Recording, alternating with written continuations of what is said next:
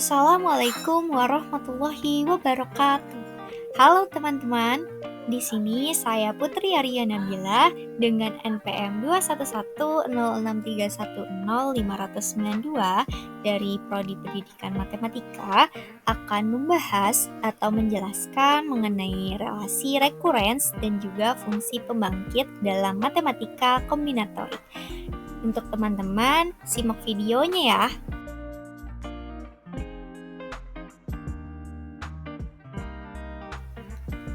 Sekarang kita mempelajari terlebih dahulu apa yang dimaksud dengan relasi rekurens. Relasi rekurens atau recurrence relation kadang disebut sebagai relasi pengulangan, di mana adalah persamaan yang secara rekursif mendefinisikan barisan yang sukunya ditentukan oleh satu atau beberapa suku sebelumnya. Sebenarnya banyak sekali masalah yang dapat dimodelkan menggunakan relasi rekurens. Salah satunya itu ada kasus kelahiran kelinci. Kasus kelahiran kelinci ini tuh dapat dimodelkan dalam relasi rekurens yang dikenal sebagai barisan Fibonacci. Terus ada juga menara Hanoi. Menara Hanoi merupakan nama teka-teki yang dapat disesuaikan dengan menggunakan konsep relasi rekurens. Nah, relasi rekurens memiliki bentuk yang bermacam-macam. Biasanya saat kita bahas nih relasi rekurens, kita tuh berupaya untuk mencari solusinya. Terus yang dimana solusi itu tuh barisan yang dinyatakan secara eksplisit, bukan rekursif, dan mempresentasikan suku-suku yang sama sebagaimana dinyatakan oleh relasi rekurens tersebut. Nah, sebenarnya yang dimaksud dengan relasi rekurens itu biasanya itu suatu fungsi numerik di mana ada A0, A1, A2 sampai AR dan sembarang dari R itu lebih dari sama dengan 0. Suatu persamaan yang dimana mengkaitkan AR dengan satu atau lebih AI, tetapi dengan ketentuan bahwa si I-nya itu lebih kecil dari R, dinamakan dengan relasi rekurensi atau sebut dengan relasi rekurens. Relasi rekurensi atau rekurensi itu disebut juga sebagai persamaan beda. Dan suatu fungsi numerik dapat dideskripsikan oleh suatu relasi rekurens bersama-sama dengan syarat batas yang sesuai. Fungsi numerik yang ada di relasi rekurens itu disebut dengan solusi bagi relasi rekurensinya.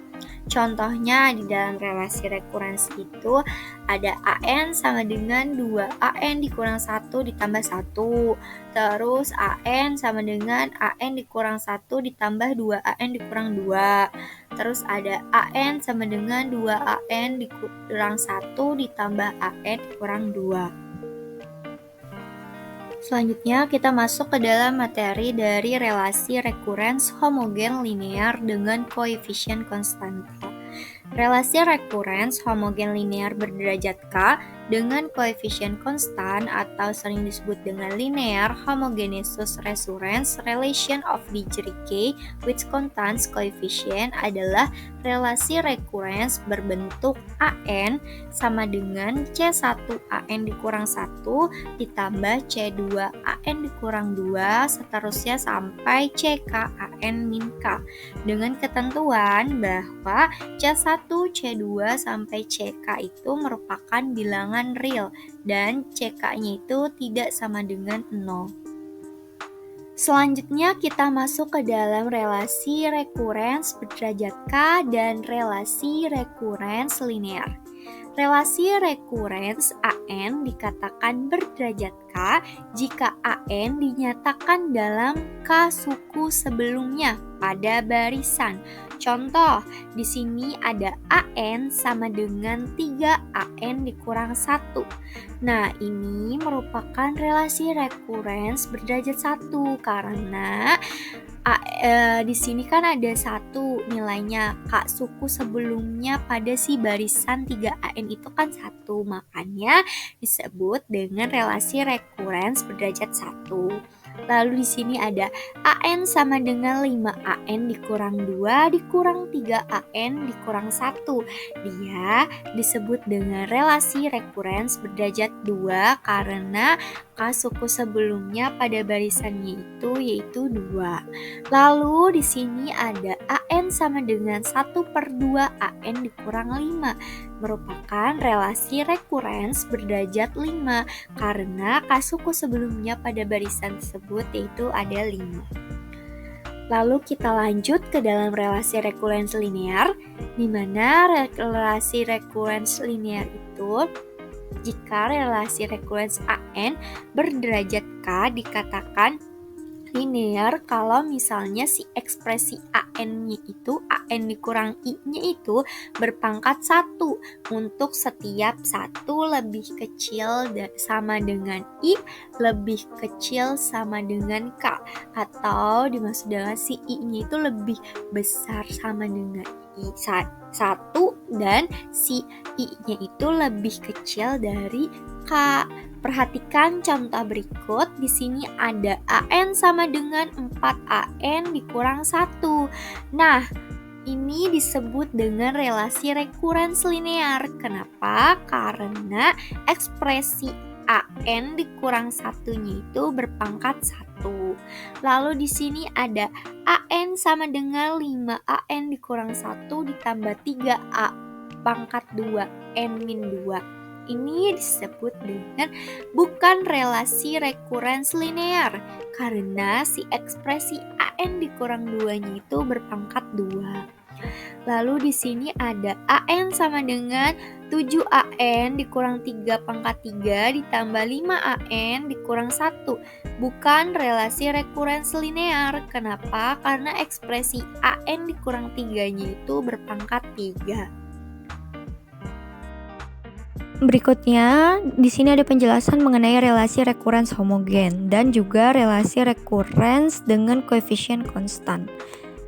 Nah, relasi rekurens AN dikatakan homogen atau homogeneus jika tidak ada ekspresi yang berdiri sendiri tanpa melibatkan suku sebelumnya dari barisan.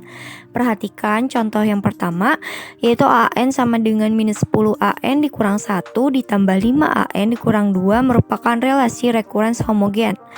Nah, itu karena tidak ada ekspresi yang berdiri sendiri tanpa melibatkan suku sebelumnya dari barisan.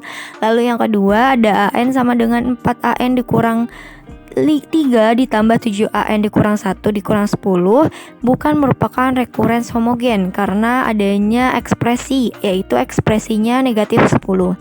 Lalu yang ketiga, AN sama dengan 4AN dikurang 2 ditambah 7N bukan relasi rekurens homogen karena keberadaan ekspresi 7N.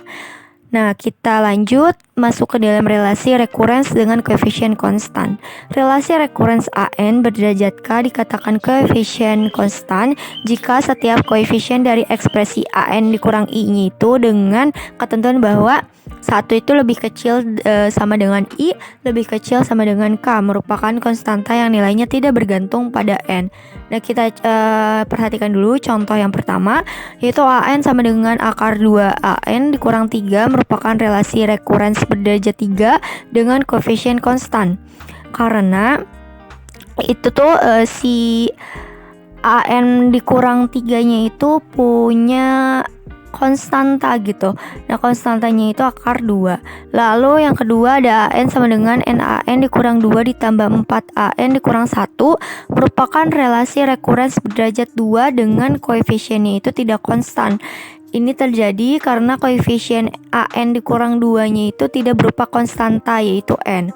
Terus yang ketiga, AN sama dengan 2N dikurang 3 dikali AN dikurang 5 ditambah AN dikurang 2 ditambah AN dikurang 1 merupakan relasi rekurens berderajat 5 dengan koefisien itu tidak konstan. Hal ini tuh terjadi karena koefisien AN dikurang 5 tidak berupa konstanta yaitu 2N dikurang 3. Karena tadi kita sudah mengetahui bagaimana yang dimaksud dengan relasi rekurens homogen linear dan juga relasi rekurens dengan koefisien konstan, di sini kita bisa menyelesaikan relasi rekurens homogen linear dengan koefisien konstan. Pendekatan dasar yang bisa dipakai untuk menyelesaikan relasi rekurens homogen linear adalah dengan mencari solusi berbentuk AN sama dengan R pangkat N, dengan R-nya itu sebagai konstanta. Kita perhatikan dulu bahwa AN itu kan sama dengan R pangkat N, merupakan solusi dari relasi rekurens, di mana AN-nya itu sama dengan C1AN dikurang 1 ditambah C2AN dikurang 2 sampai CK AN dikurang K.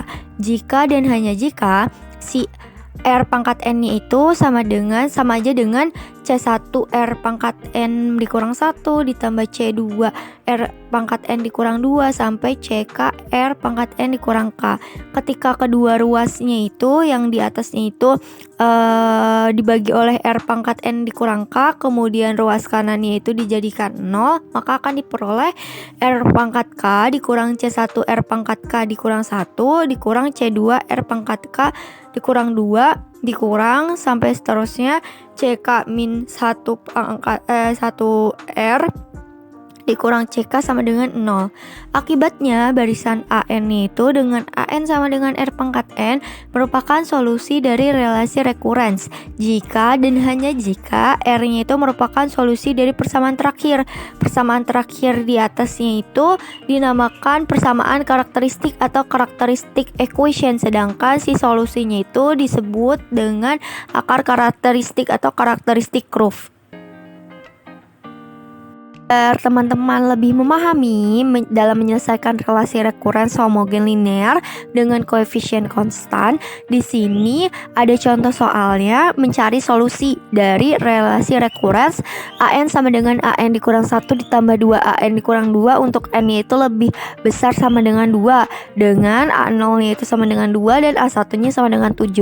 Di sini kita tuliskan dulu yang diketahuinya, yaitu AN sama dengan AN dikurang 1 ditambah 2 AN dikurang 2 untuk N-nya itu lebih besar sama dengan 2, dengan A0-nya itu sama dengan 2 dan A1-nya sama dengan 7. Setelah itu AN sama dengan AN dikurang 1 tambah 2 AN dikurang 2 ini kedua ruasnya kita bagi dengan AN dikurang 2 sehingga diperoleh AN per AN dikurang 2 sama dengan AN dikurang per AN dikurang 1 per AN dikurang 2 ditambah 2 AN dikurang 2 per AN dikurang 2. Ini kita bisa coret, maka hasilnya cuma tinggal 2. Lalu kita ketahui bahwa AN itu sama dengan R pangkat N, sehingga AN per AN dikurang 2 bisa diubah menjadi R pangkat 2. Lalu AN dikurang 1 per AN dikurang 2 itu kita bisa ubah menjadi R dan menghasilkan R pangkat 2 sama dengan R plus 2.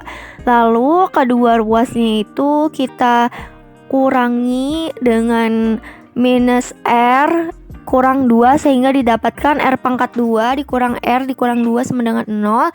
Maka kita dapatkan nih akar-akarnya, dimana akar karakteristiknya, dimana akar karakteristik R1-nya itu sama dengan 2 dan atau R2-nya itu sama dengan minus 1.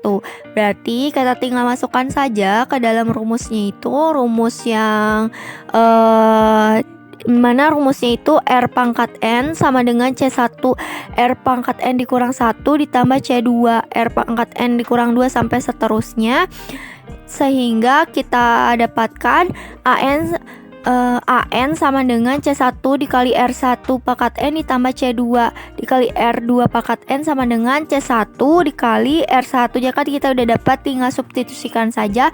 Jadi 2 pangkat N ditambah C2 dikali R2 nya juga kita sudah dapat, yaitu minus 1, tinggal kita substitusikan dan minus 1 pangkat N untuk suatu konstanta C1 dan juga C2.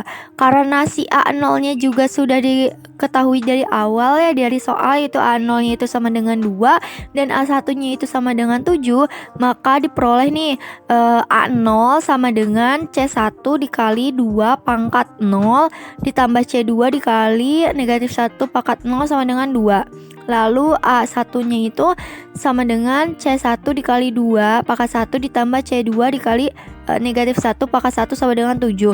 Nah, sehingga kita bisa dapatkan yang dimana C1 ditambah C2 itu hasilnya sama dengan 2. Lalu 2C1 dikurang C2 sama dengan 7. Setelah itu kita selesaikan Penyelesaian dari si SVLDF-nya itu kita selesaikan untuk mendapatkan nilai C1 dan juga C2-nya. Maka diperoleh C1-nya sama dengan 3 dan C2-nya itu sama dengan -1. Maka disimpulkan bahwa solusi relasi rekuren dari AN sama dengan AN dikurang 1 ditambah 2 AN dikurang 2-nya itu adalah AN sama dengan 3 dikali 2 pangkat N dikurang negatif 1 pangkat N, yaitu jawabannya yang C.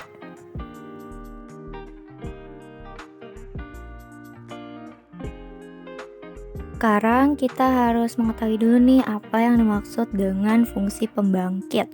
Fungsi pembangkit merupakan alat untuk menangani masalah-masalah pemilihan dan penyusunan dengan pengulangan. Fungsi seperti ini diperlukan untuk menyelesaikan masalah yang tidak memperhatikan urutan. Metode fungsi pembangkit berakar dari karya De Moivre tahun 1720, dikembangkan oleh Euler dalam tahun 1748. Kemudian, pada akhir dan awal abad 19 secara intensif dipakai untuk Laplace sehubungan dengan teori probabilitas. Di sini ada tabel fungsi pembangkit yang bisa kita gunakan untuk menyelesaikan persoalan-persoalan dari fungsi pembangkit, yang dimana ini tuh fungsi pembangkit dari barisan AK yang cukup sering digunakan. Oh ya, untuk fungsi pembangkit ini kegunaannya dapat kita temukan untuk menyelesaikan masalah relasi rekurensi, membuktikan identitas kombinatorik, dan memecahkan berbagai masalah perhitungan lainnya. Jenis dari fungsi pembangkit itu ada 2 jenis. Yang pertama ada fungsi pembangkit biasa dan juga ada fungsi pembangkit eksponensial. Nah, yang pertama di sini akan dijelaskan dulu fungsi pembangkit biasa.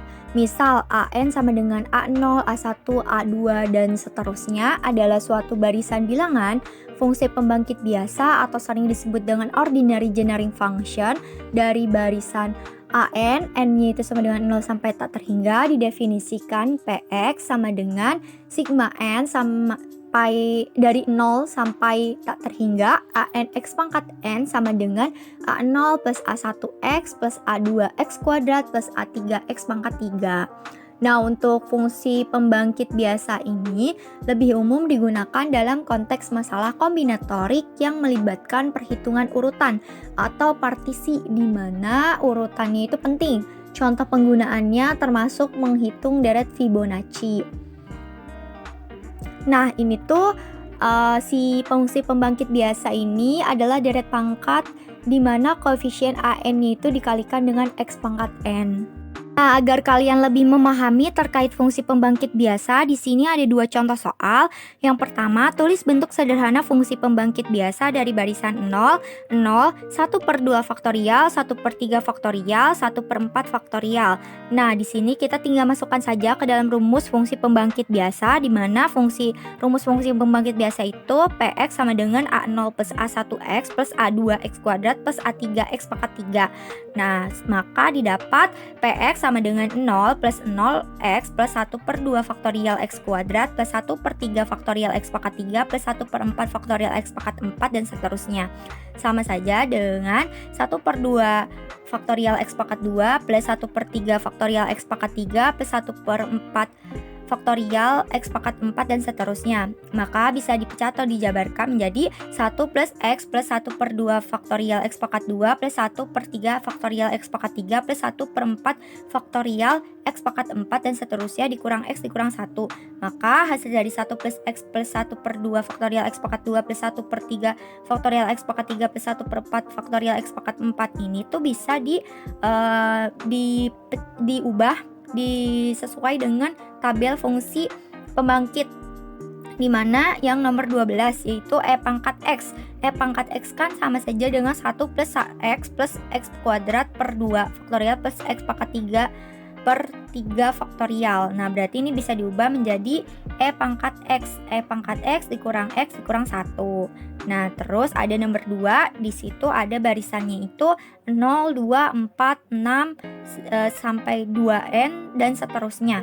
dimana kita bisa langsung masukkan ke dalam rumusnya. Setelah dimasukkan ke dalam rumus kan udah dapat Px sama dengan 0 plus 2x plus 4x kuadrat plus 6x pangkat 3 plus 2nx pangkat n dan seterusnya sama dengan 2x plus 4x pangkat 2 plus 6x pangkat 3 plus 2nx pangkat n dan seterusnya. Di sini kita bisa keluarkan dulu si 2x-nya, maka didapat 2x dalam kurung 1 plus 2x plus 3x pangkat 2 plus nx pangkat n min 1 dan seterusnya. Maka si 1 plus 2x plus 3x pangkat 2 sampai nx pangkat n dikurang 1 ini tuh bisa kita ubah sesuai dengan tabel fungsi pembangkitnya yang nomor 8, dimana tabel fungsi pembangkit nomor 8 itu kan di sini ada 1 per 1 min x pangkat 2 sama dengan 1 plus 2x plus 3x kuadrat plus dan seterusnya. Berarti ini bisa kita ubah menjadi 2x dalam kurung 1 per 1 min x pangkat 2 untuk si nilai mutlak x-nya itu lebih kecil dari 1. Baik, selanjutnya ada fungsi pembangkit eksponensial. Fungsi pembangkit eksponensial atau FPE dari AN didefinisikan Px sama dengan sigma n sama dengan 0 sampai tak terhingga AN x pangkat n per n faktorial sama dengan A0 ditambah A1x plus A2x pangkat 2 per 2 faktorial ditambah A3x pangkat 3 per 3 faktorial. Nah, fungsi pembangkit eksponensial ini sering digunakan dalam konteks masalah yang melibatkan perhitungan permutasi atau komposisi fungsi di mana faktor pembagi n faktorial secara alami muncul. Contohnya termasuk menghitung jumlah fungsi atau permutasi tertentu. Nah, fungsi pembangkit eksponensial ini koefisien an-nya itu dibagi dengan n faktorial dan kemudian dikalikan dengan x pangkat n. Berbeda dengan fungsi pembangkit biasa. Kalau fungsi pembangkit biasa kan tadi mah a pangkat n ya yang dikalikan dengan x pangkat n, tetapi kalau fungsi pembangkit eksponensial itu n faktorial yang dikalikan dengan x pangkat n. Di sini ada contoh soal dalam fungsi pembangkit eksponensial di mana jika Px sama dengan e pangkat 3x per 1 plus 5x adalah fungsi pembangkit eksponensial barisan an, tentukan nih nilai si an-nya. Nah, penyelesaiannya itu karena Px fungsi pembangkit eksponensial barisan an, maka Px-nya itu sama dengan sigma n sama dengan 0 sampai n, di mana an-nya itu x pangkat n per n faktorial, sehingga an adalah koefisien dari si x pangkat n per n faktorial dalam Px. Px ya kan sama dengan e pangkat 3x per 1 plus 5x. Nah, itu sama saja dengan kita keluarkan si e pangkat 3x-nya. Jadi e pangkat 3x dikali 1 per 1 plus 5x. Nah, setelah itu si e pangkat 3x ini kita bisa dimasukkan ke dalam rumus fungsi pembangkit, maka akan diselesaikan menjadi sigma n sama dengan 0 sampai n 3 pangkat n x pangkat n per n faktorial, lalu 1 per 1 plus 5x juga sama, maka didapat minus 5n x pangkat n. Nah, setelah itu sama saja dengan sigma n sama dengan 0 sampai tak terhingga, di mana sigma k sama dengan 0 sampai n 3k per k faktorial dikali minus 5 pangkat n dikurang k dikali x pangkat n, sama saja dengan sigma n sama dengan 0 sampai tak terhingga dalam kurung sigma k sama dengan 0 sampai n 3k per k faktorial dikali minus 5 dipangkatkan n min k dikalikan n faktorial x pangkat n per n faktorial. Nah, dengan demikian didapatkan bahwa si sigma n sama dengan 0 sampai tak terhingga dalam kurung sigma k sama dengan 0 sampai n 3 pangkat k per k faktorial dikali minus 5 pangkat n min k dikali n faktorial x pangkat n per n faktorial. Dengan demikian nilai an-nya itu si an-nya itu sama dengan sigma k sama dengan 0 sampai n 3 pangkat K per K faktorial dikalikan minus 5 pangkat N dikurang K dikalikan N faktorial dengan ketentuan bahwa si N itu lebih besar sama dengan 0. Yeah, yeah, Bobby Valentino.